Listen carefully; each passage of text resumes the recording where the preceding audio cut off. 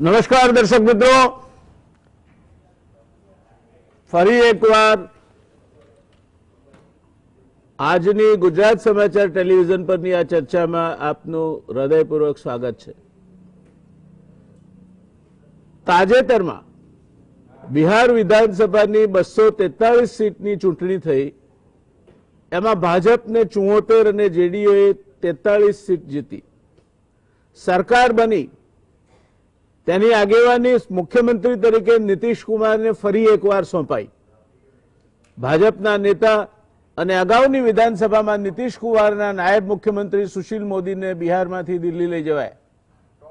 કોઈએ ધાર્યું પણ નહોતું તે તેજસ્વી યાદવની પાર્ટી 75 સીટ સાથે પ્રથમ નંબરે આવી। કોંગ્રેસ હાંસિયામાં ધકેલાઈ ગઈ। આ બધી ઘટનાઓ વચ્ચે અરુણાચલમાં નીતિશ કુમારની પાર્ટી જેડીયુના 6 ધારાસભ્યોને ભારતીય જનતા પાર્ટીએ પોતામાં સામેલ કરી દીધા। આ ઘટનાને પગલે સ્વાભાવિક રીતે જનતા દળ યુનાઇટેડ અને ભારતીય જનતા પાર્ટી વચ્ચે ક્યાંક થોડીક ખટાશ ઊભી થઈ। દૂધપાકના તપેલામાં લીંબુ નીચોવાયું હોય એવી આ પરિસ્થિતિમાં નીતિશ કુમારનું સ્ટેટમેન્ટ આવ્યું। તેમણે કહ્યું તેઓ નથી ઈચ્છતા કે તેઓ મુખ્યમંત્રી બને, પરંતુ સહયોગી પક્ષના કહેવાથી તેમણે આ જવાબદારી સંભાળી છે। એટલે કે બદલાયેલી રાજકીય પરિસ્થિતિને ધ્યાનમાં રાખીને હવે તેઓ મુખ્યમંત્રી પદ પર રહેવાની ઈચ્છા ધરાવતા નથી। બિહારમાં કેબિનેટ વિસ્તરણ પણ હજી સુધી થયું નથી। બીજી બાજુ ભારતીય જનતા પાર્ટીની માંગ વધી રહી છે। તેઓ પહેલા જ વિધાન પરિષદનું સભાપતિ પદ અને વિધાનસભા અધ્યક્ષનું પદ લઈ ચૂક્યા છે। ભાજપના એક નેતાએ નીતિશને ગૃહ વિભાગ છોડવાની માંગ સુદ્ધા પણ કરી દીધી હતી। બિહાર વિધાનસભા ચૂંટણીમાં આ વખતે ભારતીય જનતા પાર્ટી મજબૂત અને જેડીયુ નબળી દેખાઈ હતી। વિધાનસભાની 243 સીટમાંથી ભારતીય જનતા પાર્ટી 74 અને જેડીયુએ 43 સીટ જીતી છે। તેમ છતાં ભાજપે ચૂંટણી પૂર્વે કરેલા વાયદા પ્રમાણે નીતિશ કુમારને મુખ્યમંત્રી પદ આપવામાં આવ્યું છે। ભારતીય જનતા પાર્ટી નીતિશ કુમારના વડપણ નીચે સરકાર રચાશે એ જે ખાતરી આપી હતી એમાં ખરી ઉતરી છે। બીજી બાજુ બિહાર કોંગ્રેસના નેતા અને પૂર્વ ધારાસભ્ય ભરતસિંહે એવો ધડાકો કર્યો કે 19 ધારાસભ્યો તાજેતરની બિહાર વિધાનસભાની ચૂંટણીમાં વિજેતા થયા, તેમાંના 11 પક્ષપલટો કરી એનડીએ સાથે હાથ મિલાવી લે તો નવાઈ પામવા જેવું નહીં રહે અને પોતાની પાસે આવું માનવા માટેના પૂરતા પુરાવા છે। બીજી તરફ નીતિશનું નિવેદન આવ્યું, ચૂંટણીમાં કોણ દોસ્ત અને કોણ દુશ્મન તે જ ખબર ના પડી। માજી મુખ્યપ્રધાન અને ઘટક પક્ષ જીતનરામ માંઝીએ નીતિશના નિવેદનને ટેકો આપ્યો। જીતનરામે વિપક્ષી નેતા તેજસ્વી યાદવને બિહારનું ભવિષ્ય ગણાવતા સલાહ આપી કે તેજસ્વીએ કારણ વિનાના નિવેદનોથી બચવું જોઈએ। જીતનરામે બાંધ્યા ભારે તેજસ્વીને એ પણ સલાહ આપી કે તેણે હકારાત્મક રાજનીતિ કરવી જોઈએ, યોગ્ય સમયે બધું થશે। માંઝીએ નીતિશ તેજસ્વીના વખાણ કરી રાજનીતિમાં ગઠબંધન ધર્મ નિભાવવાનું નીતિશ કુમાર પાસેથી શીખવું જોઈએ એવી વાત કરી અને ગઠબંધનમાં સામેલ પક્ષોનો આંતરિક વિરોધ અને ષડયંત્ર છતાં તેમને સહયોગ આપવો એ નીતિશ કુમારને રાજનૈતિક રીતે મહાન બનાવે છે એમ કરી નીતિશ કુમારની હિંમતને જીતનરામ માંઝીએ સલામ પણ ઠોકી। હવે જોઈએ આજનું બિહાર આ પરિપ્રેક્ષમાં કેવું છે તો નીતિશ કુમારે મુખ્યમંત્રી પદ છોડી દેવાની તૈયારી બતાવી છે। તેજસ્વી યાદવે તેમને છૂટા થઈ પોતાની સાથે જોડાવા અને રાષ્ટ્રીય ફલક પર નેતૃત્વ કરવા ખુલ્લું આમંત્રણ આપ્યું છે। 2024માં વડાપ્રધાન બનવા માટે ઉમેદવારી કરો એવી વાત પણ એણે આનંદ ફાનંદમાં કરી છે।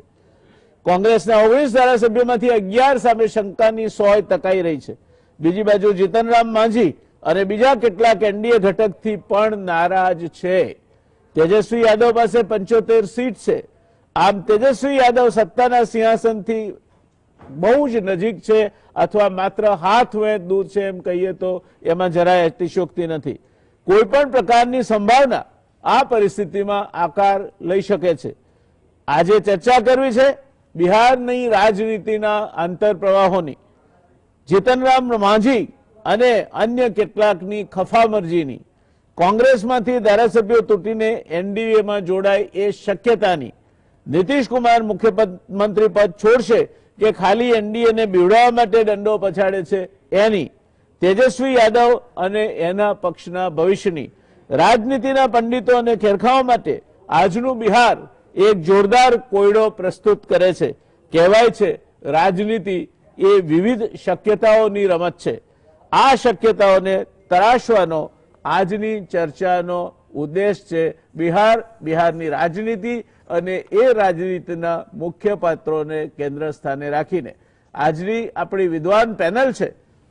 પ્રોફેસર ડોક્ટર અમિતભાઈ ધોળકિયા, ગુજરાત સમાચાર ટેલિવિઝનના દર્શક મિત્રોને એમની ઓળખાણ હવે જરૂરી નથી, આમ છતાંય ફોરેન અફેર્સ એક્સપર્ટ છે અને એક શિક્ષણવિદ તરીકે એમએસ યુનિવર્સિટીમાં તેઓ પ્રોફેસર તરીકે શિક્ષણ કાર્યમાં રત છે। દિનેશ વોરા આર્થિક અને રાજકીય સમીક્ષક, ઇન્ડિયન રેવન્યુ સર્વિસમાં કામગીરી કરી ચૂક્યા છે। ગવર્મેન્ટ ટ્રેનિંગ ઇન્સ્ટિટ્યૂટ અને મેનેજમેન્ટ ઇન્સ્ટિટ્યૂટમાં 25 વર્ષથી વધુનો ફેકલ્ટી તરીકેનો અનુભવ ધરાવે છે। 18 જેટલા પુસ્તકો 5 ભાષામાં લખી ચૂક્યા છે। યોગેશભાઈ ચુડગર રાજકીય વિશ્લેષક છે, કટાર લેખક પણ છે અને જે કઈ સંદર્ભિત મુદ્દાઓ હોય વર્તમાન પરિસ્થિતિમાં એની નુક્તેચીની કરવી એ એમનો એક વિશિષ્ટ શોખ છે અને એ એમની ઇન્સાઇટ અથવા તો ક્ષમતા પણ છે। આ ત્રણેય વિદ્વાન એક્સપર્ટ પેનલને ગુજરાત સમાચાર ટેલિવિઝનના માધ્યમ થકી આપ સમક્ષ પ્રસ્તુત કરતા મને આનંદ થાય છે। ત્રણેય વિદ્વાન पैनलिस्ट હું આવકારું છું। शुरुआत दिनेश जी आज आपसे करेंगे क्योंकि बिहार की बात है और मैं समझता हूं कि बिहार की बात की शुरुआत अगर करनी है तो आपसे की जाए तो शायद ठीक रहेगी। तो क्या मानना है, मैंने जो भी मुझे समझ, मेरी मर्यादित समझ के अनुसार जो ठीक लगा वो बातें मैंने रखी है।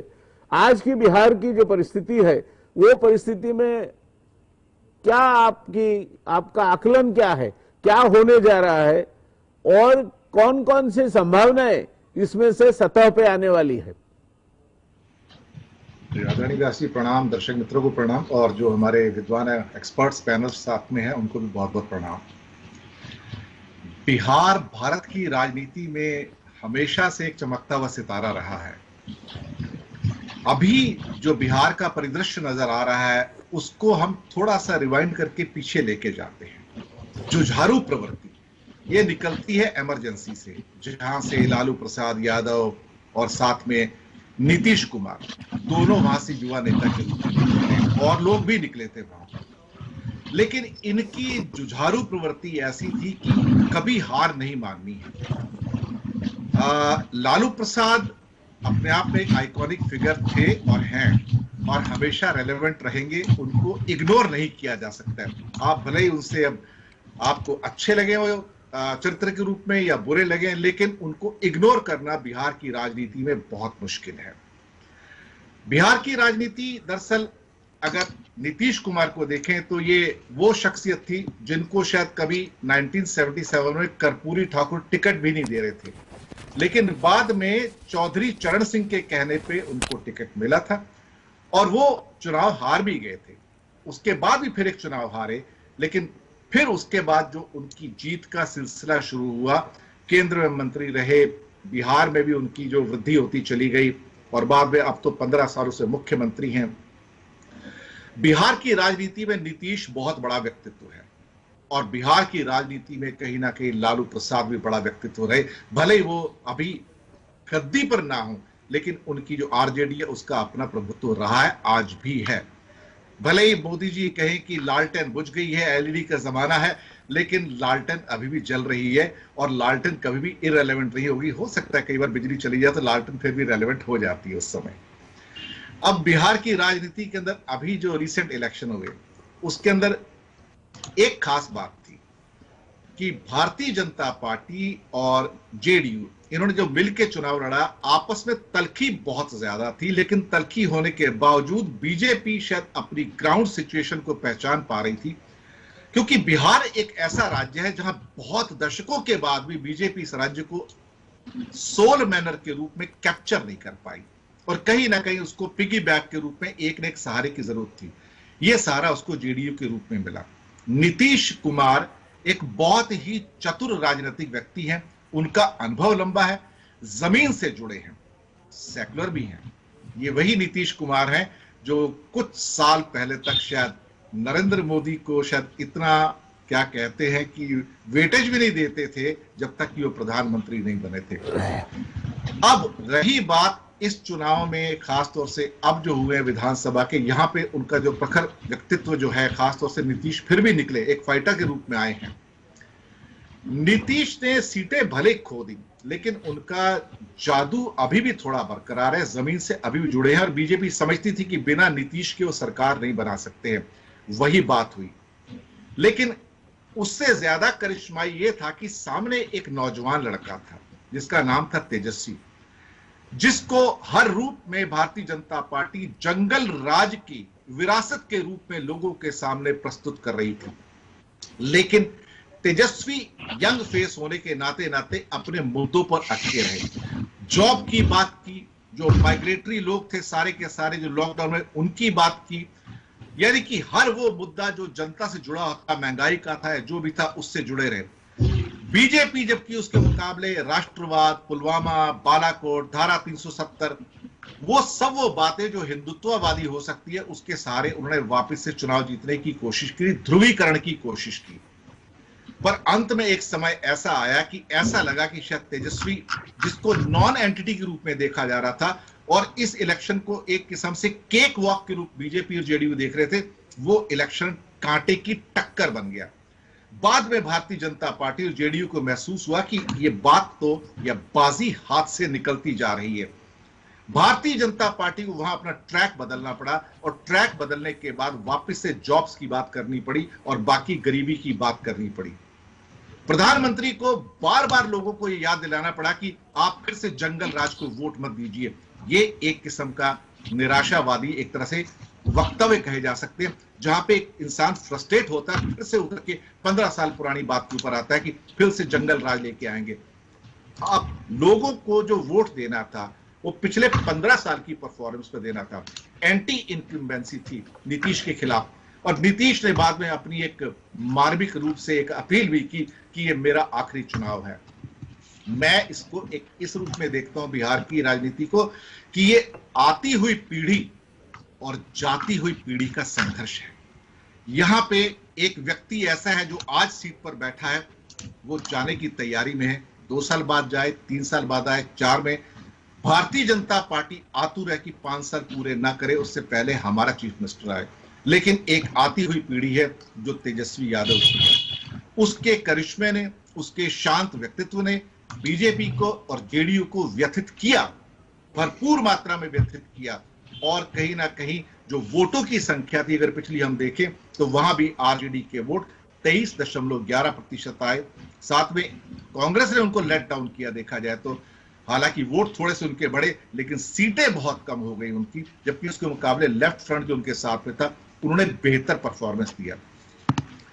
यह बात और थी कि असदुद्दीन ओवैसी की जो AIMIM थी, उनने अपना प्रभाव छोड़ा और उन इलाकों में जहां पे शायद आरजेडी या कांग्रेस जीत सकती थी, वहां पे उन्हें ध्रुवीकरण होने के नाते और मुस्लिम मतदाताओं के बंटने के कारण वहां पर बीजेपी को फायदा हुआ और उन्हें काफी सीटें जीती। अगर हम टोटल देखें तो शायद टोटल अंतर 7-8 सीटों का है दोनों ग्रुप्स का, कोई बहुत बड़ा अंतर नहीं है। और वोटों का देखें तो वो भी बहुत थिन मार्जिन है। ये विक्ट्री, इसे आप एक एम्फेटिक विक्ट्री के रूप में नहीं कह सकते। इसे आप ये नहीं कह सकते कि बीजेपी ने एक तरह से एम्फेटिक विक्ट्री के रूप में से हासिल किया। तेजस्वी यादव एक ऐसे नोविस, एक ऐसे नए व्यक्ति, उन्होंने एक तरह से भारतीय जनता पार्टी और जेडीयू कॉम्बिनेशन को नाको चने चबाए हैं। कहीं ना कहीं बिहार का परिदृश्य चेंज हो रहा है। लोग इस बात पर सोचने को मजबूर हैं कि जो हमारे बुनियादी मुद्दे हैं, जमीनी मुद्दे हैं, वो आपके राष्ट्रवाद, हिंदुत्ववाद, धारा 370, पुलवामा, बालाकोट के मुद्दे नहीं हैं। वो राष्ट्रीय स्तर पर चल सकते हैं, लेकिन राज्य के स्तर पर हमें वही रोटी, कपड़ा और मकान की चिंता है। बिहार, जैसे सब लोग जानते हैं, भारत के सबसे गरीब राज्यों में से एक है। अगर उसकी पर कैपिटा इनकम देखी जाए तो करीब करीब $700 या ऑप्शन उससे भी कम हो रही है, जबकि बाकी राज्य उसके मुकाबले बहुत आगे जा चुके हैं। पर कहीं ना कहीं मुझे ऐसा लगता है कि बिहार भारत की राजनीति के अंदर हमेशा से रेलेवेंट रहा है और रहेगा। और जब तक बिहार के अंदर जुझारू जो चरित्र हैं वो आते रहेंगे, नीतीश जुझारू है, साथ में लालू भी जुझारू थे, और तेजस्वी ने उस बात का मुजाहिरा किया है कि वो भी एक पिता के पुत्र हैं। हालांकि उन्होंने कहीं भी अपने पिता की लेगेसी की बात नहीं की, एक अलग व्यक्तित्व के रूप में निखरे, बाहर आए, अपनी बात लोगों के सामने रखी, और जनता ने भारी प्रतिसाद दिया उनको। उनकी भीड़ देखकर एक्चुअली बीजेपी भी रैटल्ड थी और जेडीयू भी रैटल्ड थी। मैं समझता हूं कि यह संघर्ष है आती हुई पीढ़ी का और जाती हुई पीढ़ी का।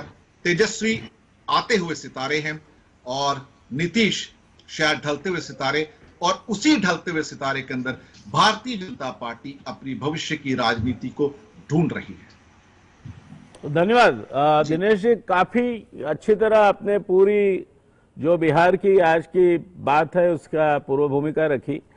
मैं चाह रहा था कि आप थोड़ा इशारा जिस तरह की भूमिका चिराग पासवान ने की उस पर भी करते। वोट कटुआ कौन था, क्या उसका वो हुआ, और उसकी वजह से ये जो भी परिणाम आए उसमें क्या फर्क पड़ा, वोट किसके काटे उसने, वो शायद मैं मानता हूं कि अब हम हमारे प्रोफेसर साहब के पास जाएंगे तो शायद जानने को मिलेगा। ओवर टू यू अमित भाई। યસ જયનારાયણભાઈ, આપે જે વાત કરી કે ચૂંટણીના પરિણામોમાં કોણે કોના મત કાપ્યા, બહુ સ્પષ્ટ છે કે ચિરાગ પાસવાન અને ઓવાઈસીનો પક્ષ, આ બંનેને કારણે નીતિશ કુમાર અને જનતા દળ યુનાઇટેડ હાંસિયા મતે ચલાઈ ગયું અને ચૂંટણીના લગભગ 2 મહિના પૂરા થવા આવ્યા છતાં પણ નીતિશ કુમાર અને એમનો પક્ષ આ આઘાતમાંથી બહાર નથી આવી શક્યા કે તેમનો જે મિત્ર પક્ષ છે, સાથી પક્ષ છે, તે ભારતીય જનતા પાર્ટી, એમને ક્યાંક એવું રાજકારણ રમ્યું કે જેડીયુ બિહારમાં 3જા નંબરનો પક્ષ બની ગઈ, જ્યારે 15 વર્ષથી એ ત્યાં સત્તા પક્ષ રહેલો છે। તેમ છતાં પણ છેલ્લા 2 દિવસમાં જે જેડીયુની રાષ્ટ્રીય કાર્યકારિણીની બેઠક મળી એમાં નીતિશ કુમારે ફરી પાછો સૂર બદલ્યો અને વિચારધારાની વાત કરવા લાગી ગયા। એમણે કહ્યું કે આપણો પક્ષ ક્યારે સત્તા માટે વાંચું નથી રહ્યો અને એમણે 5-6 મહાનુભાવોના નામ દીધા, મહાત્મા ગાંધી, જયપ્રકાશ નારાયણ, રામ મનોહર લોહિયા, બાબા સાહેબ આંબેડકર અને કર્પૂરી ઠાકુર। એમણે કહ્યું કે જેડીયુ આ મહાનુભાવોની વિચારધારાને ભરેલો છે અને એ કહીને એમણે ભારતીય જનતા પાર્ટીને એક ઇંગિત ઇશારો આપ્યો કે આપની વિચારધારા એટલે કે હિન્દુત્વની વિચારધારા સાથે અમે ક્યારે જોડાયેલા ન હતા। આ મને એવું લાગે છે કે ભારતીય જનતા પાર્ટી પર એક પ્રેશર મૂકવા માટે અને એક બાર્ગેનિંગની સ્પેસ ઊભી કરવા માટે લીધેલું પગલું છે નીતિશ કુમાર। વિચારધારા ક્યારેય નીતિશ કુમારના રાજકારણનો ભાગ નથી રહી અને નીતિશ કુમાર જો વિચારધારાની વાત કરે તો મને લાગે છે કે એક બહુ હાસ્યાસ્પદ ઘટના ગણાવી જોઈએ, કારણ કે ભારતના રાજકારણના સૌથી તકવાદી રાજકારણી તરીકે જો કોઈનું નામ મૂકવાનું હોય તો મારી દ્રષ્ટિએ સૌથી ઉપર નામ એમાં નીતિશ કુમારનું। અત્યાર સુધી હરિયાણાના રાજકારણીઓ બદનામ થયેલા હતા કે એમના રાજકારણમાં કોઈ નૈતિકતા જ નથી અને માત્ર ને માત્ર સત્તા માટે એ લોકો અહીંયાથી ગયા અને ત્યાંથી લગભગ લગભગ કુવારા જેવી સ્થિતિ એમની હોય છે અને ખાસ તો ભજનલાલ આ બાબતમાં ખૂબ નામચીન થઈ ગયા। મને લાગે છે કે નીતિશ કુમારે તો ભજનલાલને બહુ પાછળ છોડી દીધેલા છે। એમને કેટલી વખત પોતાના કોએલિશનના પાર્ટનર્સ બદલ્યા અને માત્ર ને માત્ર સત્તા માટે બદલ્યા એ કદાચ નીતિશ કુમાર પોતે પણ ભૂલી ગયા છે એટલી દયનીય સ્થિતિમાં નીતિશ કુમાર અને એમનો પક્ષ આવી ગયા છે. એટલે મને એવું લાગે છે કે નીતિશ કુમાર દ્વારા અત્યારે જે કંઈ પણ અરણ્ય રુદન કરવામાં આવી રહ્યું છે, કે ભારતીય જનતા પાર્ટીએ કોએલિશન ધર્મ નથી નિભાવ્યો, અમે વિચારધારાની રીતે ભારતીય જનતા પાર્ટીથી અલગ છીએ, અમે તો સમાજવાદને વરેલા છીએ, હિન્દુત્વ સાથે અમારો કોઈ નાતો નથી. તો મને લાગે છે કે આ હવે વસ્ત્રહરણ થયા પછી પોતાની થોડી ઘણી લાજશરમ બચાવવા માટેના હવસિયા માત્ર છે નીતિશ કુમારના. અને બિહારના રાજકારણમાં હવે નીતિશ કુમાર અને જેડીયુ ધીરે ધીરે અસ્ત તરફ આગળ વધી રહ્યા છે એવું મને લાગે છે. ભારતીય જનતા પાર્ટી પછી જેડીયુ અત્યારે એનડીઓ નો સૌથી મોટો ઘટક પક્ષ છે અને લગભગ 16 જેટલા ધારાસભ્યો, 16 જેટલા સંસદ સભ્યો સંસદમાં જેડીયુના છે. તેમ છતાં પણ જેડીયુ નરેન્દ્રભાઈ મોદીની કેન્દ્રીય સરકારનો હિસ્સો નથી અને બહારથી ટેકો આપી રહી છે. એ જ દર્શાવે છે કે આ બંને પક્ષો વચ્ચે સંબંધો કેટલા વણ. આને આપણે મને એવું લાગે છે કે વ્યાપક પરિપ્રેક્ષ્યમાં જોવું. આમાં જેડીયુ નું અસ્તિત્વ બિહારમાં રહેશે કે નહીં એટલું મહત્વનું નથી, કારણ કે નીતિશ કુમારનો સૂરજ હવે અસ્ત થઈ ગયો છે. બહુ લાંબો સમય હું જોતો નથી કે મુખ્યમંત્રી તરીકે પણ ચાલુ રહે અને કોઈને કોઈ નવા સમીકરણો રચાય. વ્યાપક પરિપ્રેક્ષ્યમાં જોવાની વાત છે તો એ છે કે ધીરે ધીરે ભારતમાં હવે કોએલિશન પોલિટિક્સ તેનું સ્વરૂપ બદલી રહ્યું છે અને રાષ્ટ્રીય પક્ષોનું મહત્વ વધી રહ્યું છે. રાષ્ટ્રીય પક્ષોનો સામાજિક આધાર પણ વધારે વ્યાપક થઈ રહ્યો છે અને ખાસ તો ભારતીય જનતા પાર્ટી પણ. અને આપણે તમામ જગ્યાએ જોઈ રહ્યા છીએ. મહારાષ્ટ્રમાં પણ શિવસેના સાથે આ જ થયું, એટલા માટે શિવસેના થતી ગઈ, કારણ કે સમજી ગઈ કે જેટલો લાંબો સમય ભારતીય જનતા પાર્ટી સાથે અમે કોએલિશનમાં રહીશું, ધીરે ધીરે અમારું અસ્તિત્વ જ મળશે. એક સમયની ડોમિનન્ટ પાર્ટી, નંબર 1 પાર્ટી ધીરે ધીરે ધીરે ધીરે ભારતીય જનતા પાર્ટી સાથેના એના પાર્ટનરશિપ થકી એ હાંસિયામાં ધકી નાખી ગઈ. અને અત્યારે જો કોંગ્રેસ સાથે એને હાથ મિલાવ્યા છે તો માત્ર ને માત્ર એક પોતાનું અસ્તિત્વ બચાવવા માટે એને હાથ મિલાવ્યા છે. બિહારમાં પણ આ જ હાલત નીતિશ કુમારની થઈ છે. જો એ ભારતીય જનતા પાર્ટી સાથે ન ગયા હોત તો શક્ય છે કે એમનું એક પ્રસ્તુતતા રાજકારણમાં બની રહે. અને એક સમય આપણે જાણીએ છીએ કે 5-6 વર્ષ પહેલા રાહુલ ગાંધી એવું નીતિશ કુમારનું નામ ઓપોઝિશનના પ્રાઇમ મિનિસ્ટરિયલ કેન્ડિડેટ તરીકે પણ મૂકેલું હતું. પરંતુ બિહારના રાજકારણની સત્તાની લોલુપતાને કારણે નીતિશ કુમારે પોતાની જે એક સ્વચ્છ પ્રતિભા ઉભી કરેલી હતી એને પણ એ આબરૂને પણ ગુમાવી ચૂકેલા છે. હવે કોએલિશનનું આખું જે આ ધર્મ છે અથવા તો જે તંત્ર છે, મને લાગે છે કે નીતિશ કુમારની પાસે એ પણ કોઈ એટલો મોટો આધાર નથી, કારણ કે કોએલિશન માત્ર એક્સપિરિયન્સની અરેન્જમેન્ટ છે, નથી એમાં કોઈ વિચારધારા હોતી, નથી કોઈ એવો ધર્મ હોતો. કોએલિશન ધર્મ તો આ એક ઉપજાવી કાઢેલો શબ્દ છે. કોએલિશનનો પાયો માત્ર ને માત્ર સત્તાની એક સોદાબાજી હોય છે અને સત્તાની સોદાબાજીમાં બંને પક્ષો આપણે જેમ કહીએ ને કે બાથરૂમમાં બંને સરખા જ હોય. તો હવે નીતિશ કુમાર મૂલ્યોની વાતો કરે તો મને નથી લાગતું કે એનો કોઈ જાજો આપણે મહત્વ અત્યારે આપવું જોઈએ. અને જો જેડીયુ પણ ખતમ થાય બિહારમાં તો એનો ફાયદો આરજેડીને થશે સ્પષ્ટ લાગે. જેડીયુ નો ઘણો બધો વોટર બેઝ છે તે આરજેડી તરફ ખસી જશે. જેડીયુ નો જે એક્સ્ટ્રીમ બેકવર્ડ કાસ્ટનો જે વોટર છે, જેડીયુ નો જે સામાજિક આધાર છે તે આ છે કે extreme backward caste in Bihar, જે લાલુ યાદવ જે ફોરવર્ડ બેકવર્ડ કાસ્ટના નેતા ગણાય છે, યાદવ વગેરેને. તો આ ફરી પાછું ગઈ લાલુ યાદવની પાર્ટી તરફ જાય એવી સંભાવના પૂરતી છે. 5 વર્ષ પછીની હું વાત કરી રહી છું. અત્યારે થઈ ગઈ છે. હવે તો માત્ર પક્ષ પલટાનું રાજકારણ નક્કી કરશે કે આગામી મુખ્યમંત્રી કોણ થશે જો નીતિશ કુમાર મુખ્યમંત્રી પદેથી રાજીનામું આપવાનું પસંદ કરે તો. અને આ ઘટના પણ લગભગ 6 મહિનામાં બની જાય તો નવાઈ ન લાગવી જોઈએ. એટલે નીતિશ કુમારને કારણે એકચ્યુઅલી જેડીયુને સૌથી વધુ નુકસાન થયું છે એવું સ્પષ્ટ માનું. મોટા મોટા નેતાઓ જેડીયુના ખસી ગયા.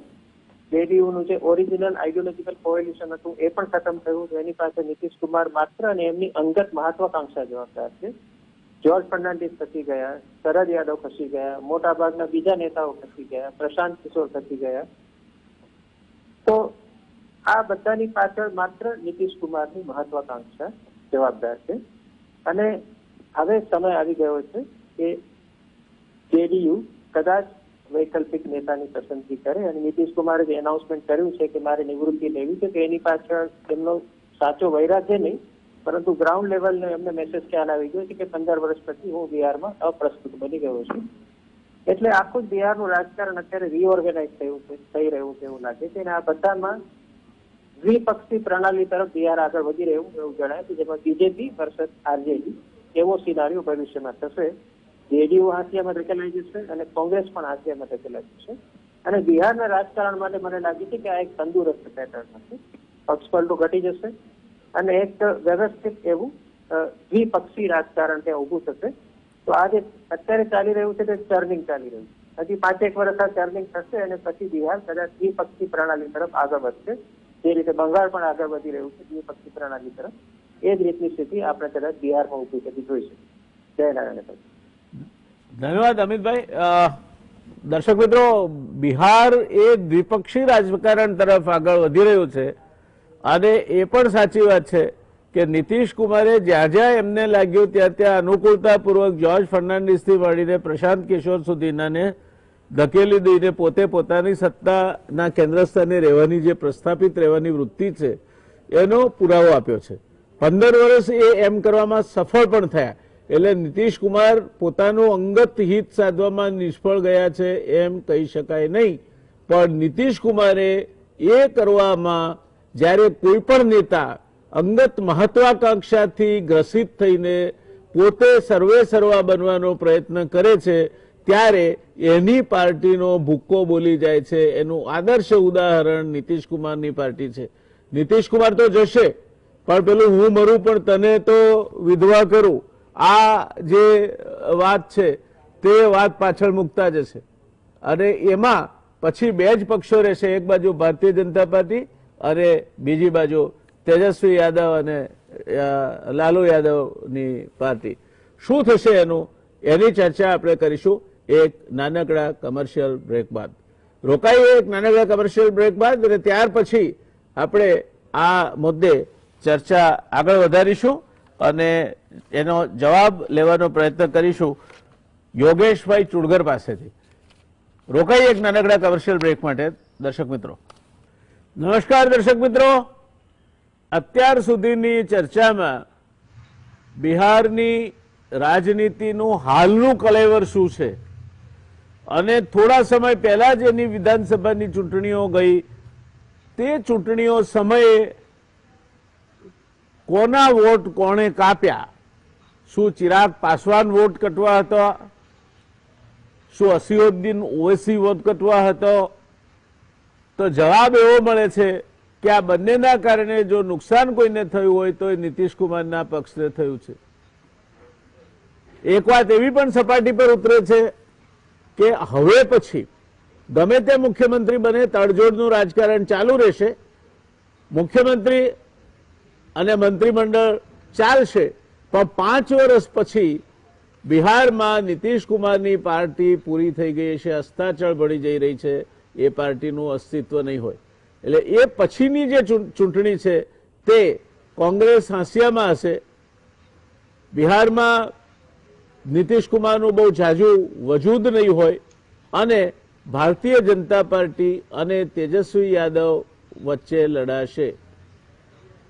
આ વાતની ચર્ચા આગળ વધારવા માટે આપણે જઈશું સીધા રાજકીય વિશ્લેષક અને એક પ્રબુદ્ધ વાચક કહીએ તો એવા યોગેશભાઈ ચુડગર પાસે.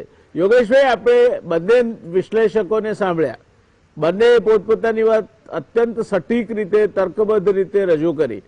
આના પરથી તારણ કાઢવું હોય આપે તો 2-3 મુદ્દા પર મારે આપનો જવાબ જોઈએ કે એક તો બિહારની રાજનીતિ હવે કઈ દિશામાં જઈ રહી છે. એનડીએ એના મુખ્યમંત્રીને નીતિશ કુમારની જગ્યાએ બેસાડી અને 5 વર્ષ પૂરા કરવા માટે સક્ષમ રહેશે? શું એનડીએ સિવાયના મુખ્યમંત્રી આવશે? અને આ આખી ઘટનામાં તેજસ્વી યાદવ અને એના પાર્ટીનો શું રોલ રહેશે, શું થશે? જય નારાયણભાઈ, અત્યારે જે ચર્ચા ચાલી છે એ પ્રમાણે તો આપણે બિહારનો એક જરા જૂનો ઇતિહાસ જોવો જોઈએ. ભૌગોલિક રીતે બિહાર એવી જગ્યાએ આવેલું છે કે જ્યાં કુદરતી ખનિજો ઘણા બધા છે. કદાચ ભારતમાં સૌથી વધારે રીચ એટલે ધનિક કહેવાય એટલા ખનીજ ત્યાં છે, અને નદીઓ અને પાણી એનું પણ તમે જુઓ, ગંગા નદીથી માંડીને બીજા બધું એટલું પાણીની પૂરતી સગવડો છે. એનાથી વધારે આગળ જાઓ તો ભગવાન બુદ્ધ અને ભગવાન મહાવીર પણ ત્યાં બિહારની ભૂમિમાં હતા. એટલે આ બિહારની પાસે એટલું બધી ધરોહર છે. અને તમે તાજેતરની વાત કરો તો જયપ્રકાશ અને રામ મનોહર લોહિયા, એની જે સમાજવાદી આંદોલનની નેતાગીરી હતી એ પણ બિહારની હતી. એટલે સમગ્ર ભારત ઉપર એમનું એક વૈચારિક રીતે વર્ચસ્વ હતું એમ કહીએ. તેમ છતાં આજે બિહારને મારા આગળના બંને વિશ્લેષકોએ ગરીબ રાજ્યમાં ગણ્યું. અને કેમ એમ? આ ગરીબ રાજ્ય રહેવાનું કારણ આટલા બધા તમારી પાસે રિસોર્સિસ હોય, પાણીની સગવડ હોય, વરસાદ હોય, તો આ બધી કુદરતી સહાયો હોય, પાછળ સરસ મજાની વિચારધારા હોય, તેમ છતાં આ રાજ્ય કેમ પાછળ રહ્યું એની ઉપર વિચાર કરવો જોઈએ. કર્પૂરી ઠાકોરથી માંડીને બીજા બધા ઘણા લોકોએ ત્યાં એક સારી પ્રણાલિકા ઊભી કરી હતી. પણ જ્યારથી લાલુ પ્રસાદ, જે રામ મનોહર લોહિયાના શિષ્ય છે એવું કહેતા હતા, એમનું રાજ આવ્યું, ત્યારથી મેં જોયું છે કે ત્યાં આગળ કંઈક ને કંઈક મુશ્કેલીઓ થઈ છે. અને એ વર્ષો દરમિયાન જે પ્રગતિ થવી જોઈએ એ પ્રગતિ ફક્ત લો એન્ડ ઓર્ડરના તોડફોડની અથવા તો એમ કહેવાય કે ભ્રષ્ટાચારની ત્યાં વૃદ્ધિ થઈ છે. એટલે જે વિકાસ થવો જોઈએ એ રાજ્યનો તો થયો નહીં, પણ ત્યાં આ બધું ચાલ્યું. અને બીજું યાદવ હોવાથી એમનું જે યાદવનું જે છે એ ખૂબ ચાલ્યું. એટલે આ કારણોસર બિહાર પછાત રહી ગયું. પણ મને એવું લાગે છે કે નીતિશ કુમારના આયા પછી થોડા આશાના કિરણો ઊભા થયા હતા. મારા કેટલાક મિત્રો જે વિદેશમાં છે, બિહારમાંથી ત્યાં ગયા છે, એ લોકોએ મને એમ કહ્યું કે આ નીતિશ કુમારનું રાજ આવ્યા પછી અમને એમ થાય છે કે અમે પાછા બિહારમાં આવીએ. એટલે કંઈક એવા આશાના કિરણો થયા હતા. પણ નીતિશ કુમાર ભલે ખૂબ સરસ રાજકારણી હતા, ખૂબ વિદ્વાન હતા, વિચક્ષણ હતા, પણ એમને સેલ્ફ સેન્ટર્ડ પોતાની પ્રગતિનો ધ્યાન રાખ્યો. અને જેમ બીજી પાર્ટીઓમાં થાય છે એમ એમની પાર્ટીમાં બીજા કોઈને ઊભા ના થવા દીધા. શરૂઆતમાં લાલુજીની જોડે બેસીને એમને રાજ કર્યું, પછી પોતાની રીતે કર્યું. પણ નીતિશ કુમાર સિવાય બીજા કોણ નેતા છે આપણને અત્યારે કોઈ યાદ આવે એવું નથી. જીતનરામ માંઝી હતા, પણ એમને પણ એક જાતનો બળવો કરીને આગળ આવેલા. એટલે આ બિહારની પૂર્વ ભૂમિકા છે. એમાં લાલુજીને છોડીને જ્યારે નીતિશ કુમારે બીજેપીનો હાથ ઝાલ્યો, ત્યારથી એ કંઈક ત્યાં સ્ટેડી થયા એવું લાગ્યું. અને એવી જ પરિસ્થિતિ ભારતીય જનતા પાર્ટીની છે કે ત્યાં પણ કોઈ નેતા એવા નામ બતાવી શકાય એવા રહ્યા નહીં. સુશીલ કુમાર મોદી વર્ષોથી હતા, પણ એમનું પણ અત્યારે અવગણના કરીને એમને સેન્ટરમાં લઈ જવામાં આવ્યા. એટલે આ રીતે નીતિશ કુમારે 15 વર્ષ સુધી એમની જે રાજ કર્યું, એમાં મહત્વની વાત એ છે કે એ પોતાનું એક નામ ઊભું ના કરી શક્યા, અથવા તો એમ કહેવાય કે એમનું ત્યાં વજન ના રહ્યું. અત્યારે હમણાં જ આપે કહ્યું વિશ્લેષક તરીકે કે અત્યારે હવે 5 વર્ષ પછી કદાચ આ પાર્ટી દેખાશે કે કેમ એ પ્રશ્ન છે. એટલે આ આખી પરિસ્થિતિમાં નીતિશ કુમારને જવાબદાર ગણી શકાય કે અત્યારે જે પરિસ્થિતિ ઊભી થઈ છે એમાં એમનો જ ખ્યાલ છે. હવે લાલુ પ્રસાદનું આટલું બધું નામ હોય અને કદાચ બગડેલું નામ હોય, તે પોતે અત્યારે જેલવાસ ભોગવતા હોય, તેમ છતાં એમનો દીકરો તેજસ્વી જે જાતનો દેખાવ કરી ચૂક્યો અને એક યુવાન હોવાની એક આશા ઊભી કરી અને લોકોને એની તરફ એમ થયું કે આ આપણને કંઈક આપશે. એટલે આ ચૂંટણીમાં ભાજપ અને નીતિશ કુમાર હોવા છતાં એ સૌથી વધારે મોટો પક્ષ 75 સીટો લઈ આવ્યા. એટલે સૌથી મોટા પક્ષ તરીકે બહાર આવ્યા. એટલે એ રીતે તમે જુઓ તો તેજસ્વીએ જે કામ કરી બતાવ્યું છે એ એને ખરેખર સલામ કરવા જેવું છે. બીજી બાજુ ભારતીય જનતા પાર્ટી અને જેડીયુની બે જે જુગલબંધી હતી, એમાં એ લોકોએ જે કંઈ જાતનો પ્રયત્ન કર્યો એમાં કેટલાક વોટ કટરો ત્યાં સામે નડ્યા. ચિરાગ પાસવાન એલજેપીની જે એમની ટીમ હતી એણે તો માત્ર એક જ કામ કર્યું છે અને વોટ કટિંગનું, અને આટલા 243માંથી ફક્ત એક જ સીટ એને મળી છે. કોંગ્રેસનું તો નામો નિશાન ન હોય એ સ્વાભાવિક છે, એટલે એને 19 સીટો મળી. એટલે આ પરિસ્થિતિમાં ભારતીય જનતા પાર્ટીએ 74 સીટ મેળવી અને નીતિશ કુમારે 43 સીટ મેળવી, છતાં ભારતીય જનતા પાર્ટીએ પોતાનું વચન પાળીને નીતિશ કુમારને મુખ્યમંત્રી બનવા માટેની તક આપી. નીતિશ કુમારે તો કહ્યું હતું કે હવે મારે મુખ્યમંત્રી નથી બનવું, તેમ છતાં એમને મુખ્યમંત્રી બનાવ્યા. અને આજે પણ નીતિશ કુમાર જે જાતની નીતિ કરી રહ્યા છે એમાં એ કહે છે કે ભાઈ મારે મુખ્યમંત્રી નથી રહેવું અને ખુરશી છોડવી નથી. એટલે અને તેમ છતાં ભારતીય જનતા પાર્ટી હમણાં જેમ આપણે જયનારાયણજીએ કીધું એમ દૂધપાકમાં લીંબુનું ટીપું પડે એમ આસામમાં 6 સભ્યો તોડીને જેડીયુના છે તે ભાજપમાં લઈ ગયા ત્યારે આ પરિસ્થિતિ ઊભી થઈ. એટલે અત્યારે ભારતીય જનતા પાર્ટી અને જેડીયુ વચ્ચે થોડોક અંતર પડી ગયું છે અને એ અંતર એટલું બધું પડી ગયું છે કે નીતિશ કુમારે હવે એવું કહેવું પડ્યું કે ભાઈ આપણે આપણી પોલિસી પ્રમાણે ચાલીશું, આપણી વિચારધારા જે સમાજવાદી વિચારધારા છે એ પ્રમાણે ચાલીશું. અને ક્યાંક ગર્ભિત રીતે એમ કીધું કે ભારતીય જનતા પાર્ટી જે હિન્દુત્વની ભાવના લઈને આવે છે એ આપણને મંજૂર નથી. આવા બધા એમના સ્ટેટમેન્ટો પણ આવ્યા. એટલે અત્યારે ત્યાં કેવી ખળભળાટવાળી સ્થિતિ છે. એમાં ભારતીય જનતા પાર્ટીએ અત્યારે એવી માગણી કરી કે બિહારના ગૃહપ્રધાનનું ખાતું અમને આપો. એટલે એ નીતિશ કુમાર આપવા તૈયાર નથી. એ ખાતું તો એમણે પોતાની પાસે જ રાખ્યું છે. એટલે ત્યાં પણ કંઈક મતભેદ ઉભા થયા. એટલે આ રીતે નીતિશ કુમાર ચારે બાજુથી ઘેરાયેલા છે. ભારતીય જનતા પાર્ટીનો એમને પૂરતો સાથ મળે એ અત્યારે બરોબર છે, પણ છતાં એમને ગૃહ ખાતું માંગીને એક જાતનો ખટરાક તો ઊભો કર્યો છે. અને એ ઉપરાંત હમણાં જે સમાચાર આવ્યા છે એ પ્રમાણે 19 બેઠકો કોંગ્રેસની છે. એમ 19 બેઠકમાંથી 8 જણા એનડીએમાં જોડાવા તૈયાર છે. એટલે આ બધો જે ખળભળાટ ચાલી રહ્યો છે એ આ બિહારને ક્યાં સુધી એની રાજનીતિને શાંત રાખી શકશે અને વિકાસના કામો કરવા માટે ત્યાંની સરકાર કેટલો ટાઈમ આમાં આપી શકશે એ જોવાનું રહ્યું. ધન્યવાદ. વાત તો આપની સાચી છે. કેટલો સમય આપી શકશે, કેટલો સમય એમની પાસે છે તે પણ મોટો પ્રશ્ન છે. दिनेश जी, मैं आपसे पूछना चाहूंगा कि कब तक बिहार में आप नीतीश कुमार को मुख्यमंत्री के रूप में देखेंगे? क्या आपका आकलन क्या है? नीतीश कुमार कब तक बिहार के मुख्यमंत्री के रूप में काम करते रहेंगे? इससे पहले मैं इस प्रश्न का जवाब दूं कि कब तक मुख्यमंत्री रहेंगे, उससे पहले मैं थोड़ा सा जिक्र चिराग पासवान का करना चाहूंगा आपकी आज्ञा से, जो मैं पिछली बार नहीं किया था। इस बार मैं कर रहा हूं कि इस बार के चुनाव में एक कहा जाए कि एक सैबोटेज टाइप की चीज पहले से स्टार्ट हो गई थी, जहां पे चिराग पासवान को एक मोहरे के रूप में उतारा गया था। हालांकि भारतीय जनता पार्टी इस बात से हमेशा इनकार करती रही, लेकिन सब लोग सामने देखकर इस बात पे यकीन करेंगे कि जो हो रहा था वही सच है। और चिराग पासवान ने हर उस सीट के ऊपर अपना एक कैंडिडेट उतारा जहां पर जेडीयू का कैंडिडेट खड़ा हुआ था इलेक्शन में।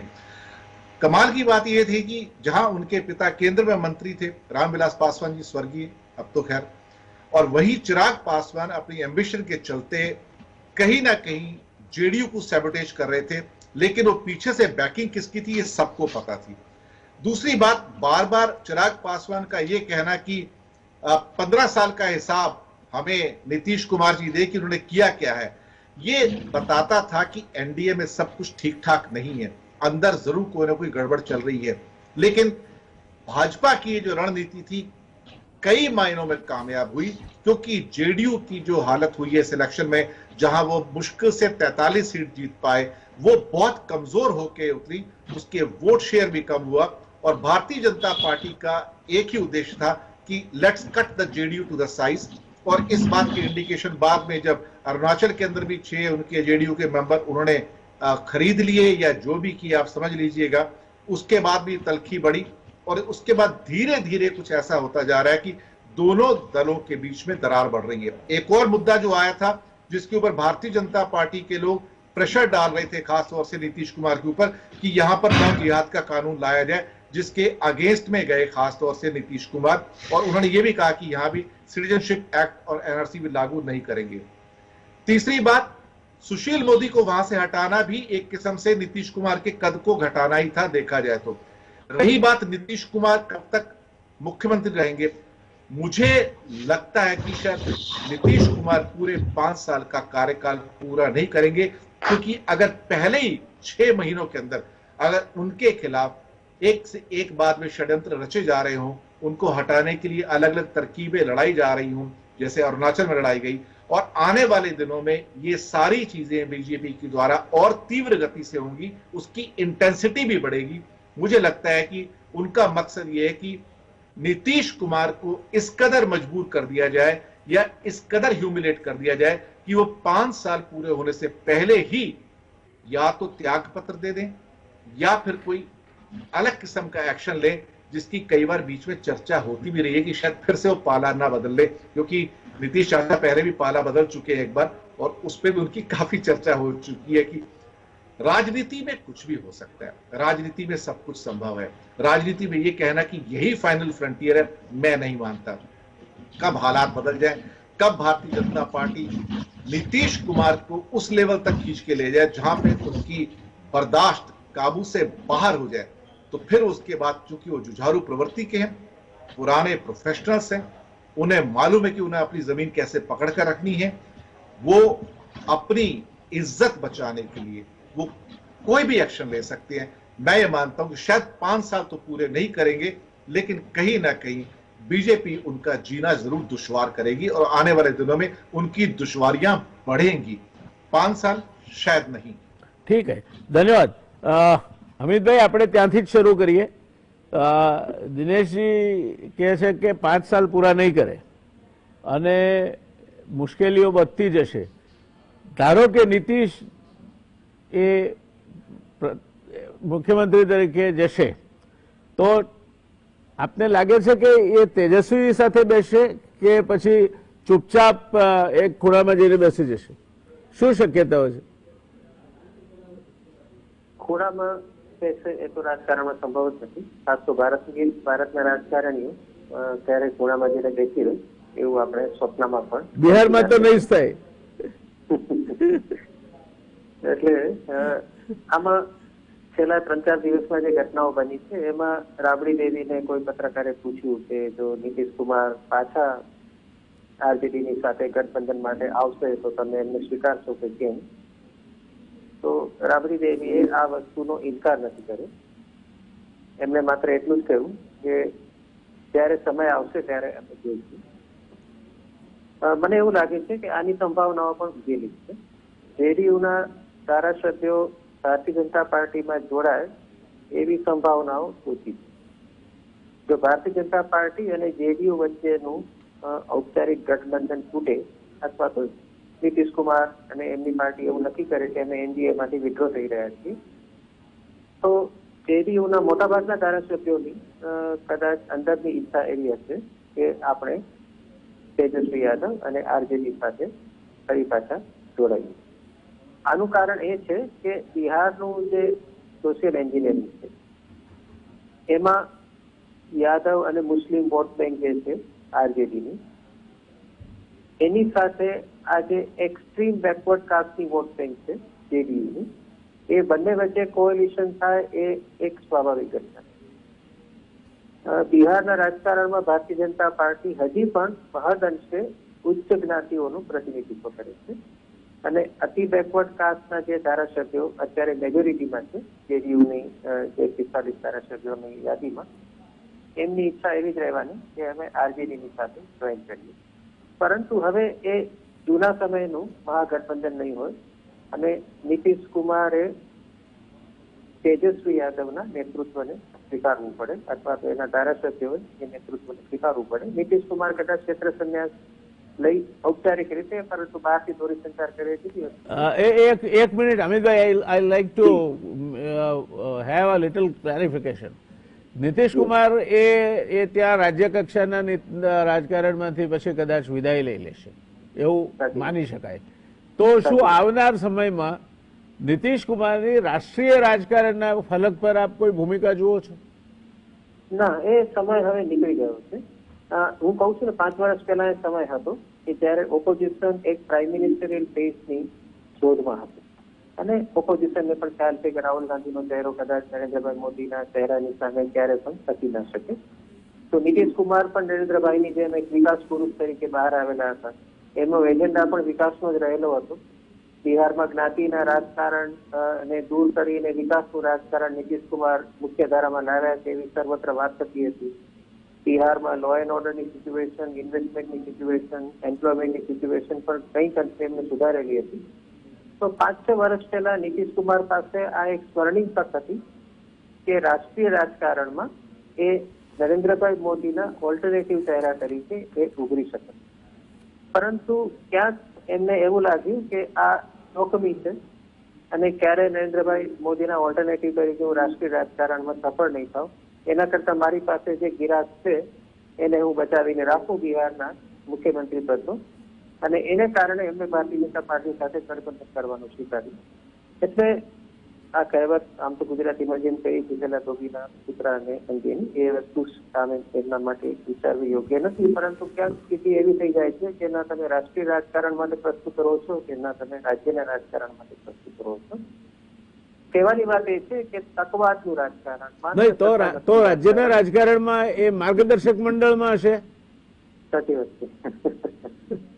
એટલે કારણ કે હવે એક નવી રાજકારણમાં હવે એક નવો ક્લાસ નીકળ્યો છે માર્ગદર્શક મંડળનો. તો નીતિશ કુમાર બિહારના માર્ગદર્શક મંડળના પ્રમુખ ભવિષ્યમાં બને એવું આપ જોઈ રહ્યા છો. સાચી વાત છે. એટલે એ તો એક આખો જુદો વિષય છે માર્ગદર્શક મંડળનું જે છે પણ રાજકારણ છે તે. પરંતુ મને લાગે છે કે ના રાજ્યમાં પ્રસ્તુત રહે છે ના રાષ્ટ્રીય સ્તરે પ્રસ્તુત રહે છે, અને કદાચ જેડીયુનો ઘણો બધો હિસ્સો ઇવન આરજેડીમાં ભળી જાય તો પણ નવાય. લાંબા ગાળે મને લાગે કે આમાં all in all loser, biggest loser is Nitish Kumar himself. Of course તમે એવું કહી શકો કે 5 વર્ષમાં એમને સત્તા એમને ભોગવી આ જે કંઈ પણ કોએલિશન થયું, પણ long term loser, biggest loser is going to be Nitish Kumar and JDU in the process. The biggest gainer will be RJD. આપ પંજાબનો દાખલો જુઓ, જયલલિતાનો દાખલો જુઓ, નીતિશ કુમારનો દાખલો જુઓ, બીજા પણ કેટલાક દાખલાઓ ગણાવી શકું એમ છું. એના પરથી આપ એવું કહી શકો કે ભારતના રાજનીતિમાં જ્યારે કોઈ નેતા વડના ઝાડની માફક વિકસે છે ત્યારે એના નીચે કશું ઉગતું નથી. એટલે એ વડ પડે ત્યારે પછી વડવૈયો જે બાજુ તક મળે તે બાજુ ફૂટતી હોય છે. આવું ત્યાં તમિલનાડુમાં બન્યું. ડાબેરીઓમાં પણ એક જમાનામાં જ્યોતિ બાસુ ને બોધદેવ ભટ્ટાચાર્ય, સોમનાથ ચેટર્જી જેવા અનેક નેતાઓ હતા. બધું પતી ગયું. જ્યોતિ બાસુ એટલો બધો સમય રહ્યા કે નીચે પછી બધું વરસાદનું પાણી પડ્યું જ નહીં. તો આવું બધું થવાની શક્યતાઓ કેટલી? ભારત આમાં ઇતિહાસનો પહેલો લેસન એવો છે કે man does not learn anything out of the history, so neither we want to learn anything out of it. પણ આમ હળવી પળોમાં જો આપણે કહીએ તો આવું કઈ તારતમ્ય નીકળે ખરું? ચોક્કસ આપના આ વિધાનની સાથે હું સંપૂર્ણપણે સંમત છું કે અત્યારે ભારતની પક્ષ પ્રણાલી જો સૌથી વધારે મોટી વીકનેસ હોય તો એ છે કે આ બધા જ પક્ષો અનઇન્સ્ટિટ્યુશનલાઇઝ પક્ષો છે. એ માત્ર ને માત્ર એ વ્યક્તિ પર આધારિત પક્ષો બની ગયા છે, વ્યક્તિ વિશેષ પર આધારિત પક્ષો બની ગયા છે. અને જે મુદ્દાઓને લઈને, જે સામાજિક આધારને લઈને આ પક્ષોની રચના થઈ, એ સામાજિક આધાર અને સામાજિક મુદ્દાઓ સંપૂર્ણપણે ભૂલાઈ ગયા. બહુજન સમાજ પાર્ટીની વાત કરીએ તો દલિત રાજકારણ અને દલિતોના મેઇનસ્ટ્રીમ પોલિટિક્સમાં એમને ન્યાય અપાવવા માટે આ પાર્ટીની શરૂઆત થઈ હતી. પરંતુ ધીરે ધીરે એ માત્ર ને માત્ર સુશ્રી માયાવતીજીના નેતૃત્વની આસપાસ કેન્દ્રિત એવો પક્ષ બની ગયો છે. એને કારણે હવે ઓલ્ટરનેટિવ દલિત પોલિટિક્સ ચાલી ગયું છે. સમાજવાદી પાર્ટીમાં સમાજવાદ રહ્યો જ નથી અને માત્ર એક પરિવાર યાદવ અને યાદવોની વોટ બેંક અને યાદવની નેતૃત્વ કરતું એ પરિવારની આસપાસ કેન્દ્રિત પક્ષ બની ગયો છે. કોંગ્રેસ પણ માત્ર ને માત્ર એક વ્યક્તિ મમતા બેનર્જી અને એમના ભત્રીજા એમની આસપાસ એક ગરબો કરતું એવું મંડળ બની ગયું છે. અને એ પ્રમાણે અન્ય પક્ષો જે છે, સાઉથના પણ જે પક્ષો છે, પ્રાદેશિક પક્ષો છે તે, અને હરિયાણામાં પણ દેવીલાલ ના પ્રપૌત્ર અને અન્ય જે રાજકારણીઓના પક્ષો કે આ બધા જ વ્યક્તિ આધારિત પક્ષો છે અને એના કારણે દેશના રાજકારણને મોટું નુકસાન થાય છે. અને આ બધાનો સૌથી મોટો ગેઇનર ભારતીય જનતા પાર્ટી છે રાષ્ટ્રીય સ્તરે. કારણ કે ભારતીય જનતા પાર્ટી એક જ એવી પાર્ટી છે કે જે ઇન્સ્ટિટ્યુશનલાઇઝ પાર્ટી તરીકે, ડિસિપ્લિન્ડ પાર્ટી તરીકે ઉભરી આવે. આપ એવું માનો છો? ભારતીય જનતા પાર્ટી ક્યારે તૂટતી નથી. બીજા બધા પક્ષો આપ એવું માનો છો? કેટલાક મર્યાદાઓ સાથે આપણે જરૂર હજી પણ એવું કહી શકીએ કે આરએસએસ ના ભારતીય જનતા પાર્ટી પરના વર્ચસ્વને કારણે વ્યક્તિ પૂજા નું એલિમેન્ટ જરૂર પ્રબળ બન્યું છે, તેમ છતાં પણ જે ઇન્સ્ટિટ્યુશનલ ફાઉન્ડેશન છે પાર્ટીના એ કદાચ હજી પણ બરકરાર છે, પરંતુ જરૂર એના ઉપર બહુ મોટા પડકારો ઉભા થઈ ગયા છે એવું આપણે કદાચ હું I compliment you for your diplomacy. યોગેશભાઈ, તમને લાગે છે કે હવેના સમયમાં 5, 10, 25 વર્ષે પણ પક્ષ એ પક્ષ રીતે ચાલતો હોય, એબિલિટી એ ગણવામાં આવતી હોય ને વિનેબિલિટી જે ક્રાઇટેરિયા છે અત્યારે બધા જ રાજકીય પક્ષોમાં કોઈ અપવાદ નથી, એનો જે આખો જે જોગ છે જે બિહાર એકલું એમાં છે એવું નહીં, આખા દેશમાં winnability has become the criteria to be in a particular political party. તમારું કેટલું મહત્વ છે એ તમારી વિનેબિલિટી શું છે એના પર આધારિત છે. એટલે એ પરિસ્થિતિમાં કંઈ બદલાવ આવે એવું લાગે છે ખરું તમને કે વધુ મજબૂત બનશે? નહીં, આપની વાત સાચી છે કે હવે દરેક પક્ષો એવી રીતના જેમ અમિતભાઈએ શબ્દ વાપર્યો કે ઇન્સ્ટિટ્યુશન એવા રહ્યા નથી.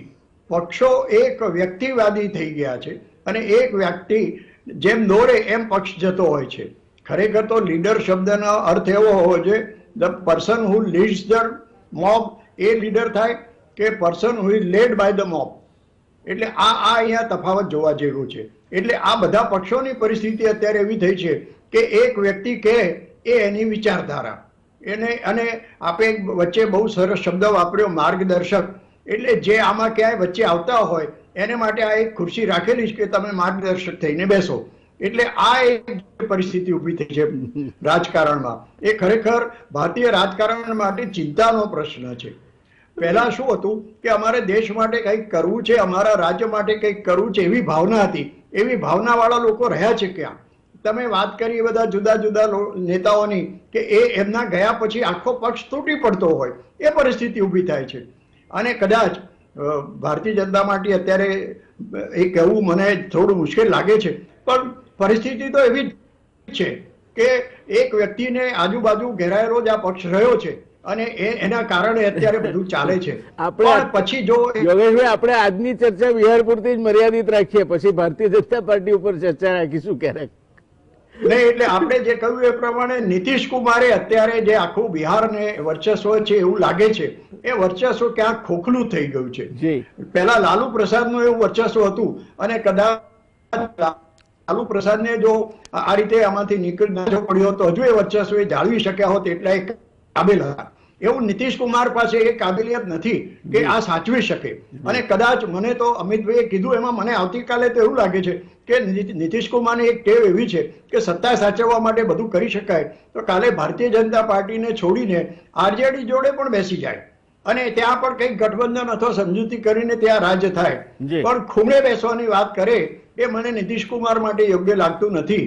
પણ એ આરજેડી સાથે ગમે તે રીતે ગઠબંધન કરીને, સોદાબાજી શબ્દ ના વાપરીએ પણ કઈક એવી સમજૂતી કરીને પણ આપણે પોતાનું સત્તા ટકાવી રાખીએ. હા, એને ગઠબંધન કહીએ વધારે સભ્ય શબ્દ છે. હાજી, એટલે એ રીતે નીતિશ કુમાર કોઈ ફિલ્ડ છોડીને જતા રહે અથવા પલાયનવાદ કરે એવું મને દેખાતું નથી. અને એના માટે આરજેડી તો એમની પાસે છે જ, એ લાકડી તો એમની પાસે છે જ. ધન્યવાદ યોગેશભાઈ. દર્શક મિત્રો, આ આખી જે બિહારના રાજનીતિમાં અત્યારે બવંડર ઊભું થઈ રહ્યું છે, એમ આપણે પેલો દરિયામાં તોફાન બંધાતો હોય ને એવી સ્થિતિ છે. એક ડિપ્રેશન ઊભું થયું છે. હવે એ ડિપ્રેશન સાયક્લોનમાં કન્વર્ટ થશે કે નહીં જોવાનું રહે છે, અને કન્વર્ટ થયા પછી કઈ બાજુ જશે એ પણ જોવાનું રહે છે. આ સાયક્લોનની વિશેષતાઓ હોય છે. એ ડિપ્રેશનમાંથી સાયક્લોન બને એ પણ એક જુદી એક ઘટના હોય છે. સાયક્લોનમાંથી પછી એ કયા બાજુ જાય છે, જતા જતા તટ સુધી જઈને ઓમાન બાજુ ફંટાઈ જાય એવું પણ બને.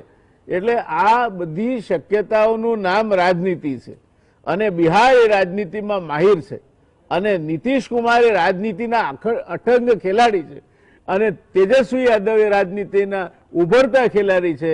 તો આ બધાના સાથે બાજી રમવામાં ભારતીય જનતા પાર્ટી જોકર ગજવામાં રાખીને રમવા બેસે તે પ્રકારની પાર્ટી છે. આ એકબીજા સાથેના એમના જે સંબંધો આવનાર સમયમાં ઊભા થશે એ અને આખી જે લોકશાહી વ્યવસ્થામાં નેતૃત્વની પદ્ધતિ અને સરકારો રચવી અને ચલાવવી એની પદ્ધતિ અને અનુકૂળતા પ્રમાણેના ગઠબંધનની રાજનીતિ એણે આ દેશને જેટલું નુકસાન કર્યું છે, મને લાગે છે કે એટલું નુકસાન અંગ્રેજો કે બીજા કોઈ પણ લોકો આ દેશ પર આવી અને લૂંટફાટ કરી ગયા એમણે નથી કર્યું. સરવાળે બધાએ ભેગા થઈને એના કરતા વધારે નુકસાન કર્યું છે. આશા રાખીએ બિહારના આ પ્રયોગમાંથી અમૃત નીકળે, લક્ષ્મી નીકળે, ધન્વંતરી નીકળે, બધું જ નીકળે, પણ વિષ ન નીકળે, કારણ કે વિષ પીવાવાળા શંકર અત્યારે ક્યાંય દેખાતા નથી.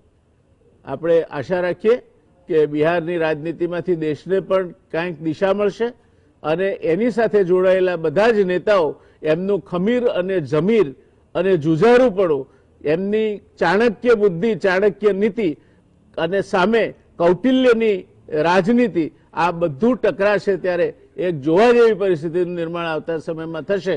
મને વિશ્વાસ છે આ બિહારની રાજનીતિ ઉપરનો પહેલો ચર્ચાનો આપણો અંક છે. છેલ્લો નથી, નથી ને નથી.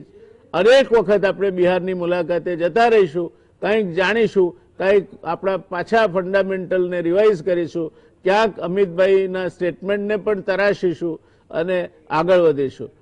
મળીએ આવતીકાલે. કિસાનોના મુદ્દે સુપ્રીમ કોર્ટે ચુકાદો આપ્યો છે અને સુપ્રીમ કોર્ટે જે ચુકાદો આપ્યો છે, દેશની સર્વોચ્ચ અદાલતે એણે ચુકાદો આપ્યો છે, એમાં મને પેલા સિનેમાનું ગીત યાદ આવે છે. કિસાનોની વાત જ્યારે આવે ત્યારે કિસાનો મને લાગે છે કે ગીત ગાય છે, તુમારી ભી જય જય હમારી ભી જય જય, ના તુમ હારે ના હમ હારે. આ ચુકાદામાં કિસાનોને કઈ બહુ ભરોસો પડ્યો હોય એવું કમિટીની વાતમાં દેખાતું નથી. નામદાર સર્વોચ્ચ અદાલત સર્વત્ર સાર્વત્રિક સર્વોચ્ચ અદાલત છે, માનનીય છે. એના ચુકાદાઓની ચર્ચા ન જ થઈ શકે એવું સમજુ છું. અને આમ છતાંય આ બાબત કિસાનોની જે આખી દેશ અને કિસાનોની જે કિસાની છે એને સ્પર્શે છે, માટે એ વિષયની ચર્ચા આપણે ત્યાં હાજર કિસાન નેતાઓની સાથે સીધા જોડાઈને કરીશું. તલવારની ધાર પર કરીશું, ભાલાની નોક પર કરીશું. મળીએ આવતીકાલે. કિસાન આંદોલન અને સુપ્રીમ કોર્ટના ચુકાદાને આપણી સમજ મુજબ ચર્ચા કરવા માટે. શુભરાત્રી, શબ્બા ખેર.